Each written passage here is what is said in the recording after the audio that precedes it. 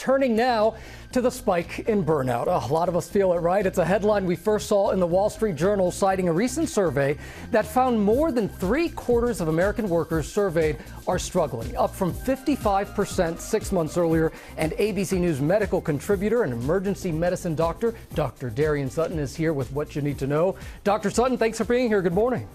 Good morning. So listen, doctor, those numbers, they are pretty startling, of course. So why don't we first start defining what is burnout? Sure. So burnout is a syndrome resulting from chronic workplace stress that cannot be successfully managed and honestly often leaves people feeling helpless and hopeless, as well as physically and mentally exhausted. Yeah, and those signs, a lot of people wonder, like, could those signs of burnout, the symptoms, could they make you think, well, maybe you have the common cold, maybe you have even COVID? Well, usually pandemic fatigue has a lot to do with it, but the signs to burnout are often gradual, including things such as feeling tired, even though you've gotten adequate sleep, a loss of motivation and mental distancing from work, constant cynical thinking and negative feelings related to work, and often procrastination and taking a long time to get simple tasks done.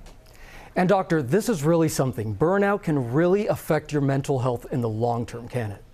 Yeah, absolutely. And we're still learning about the long-term mental health impacts of burnout. And we know that it's likely associated to things like anxiety and depression, and also negatively affects your relationships outside of work. And obviously, this is not just something we're thinking about just with work, because we've got the pandemic going, we've got the holidays going at the same time. A lot of it, it's just all very stressful for a lot of people. So tell me a little bit, what can people do if they're struggling?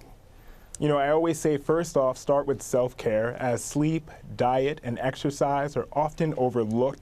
Also, setting boundaries and limits on your commitments and making sure to check in with a primary health provider to make sure that you rule out those possible underlying health conditions that might be disguised as burnout.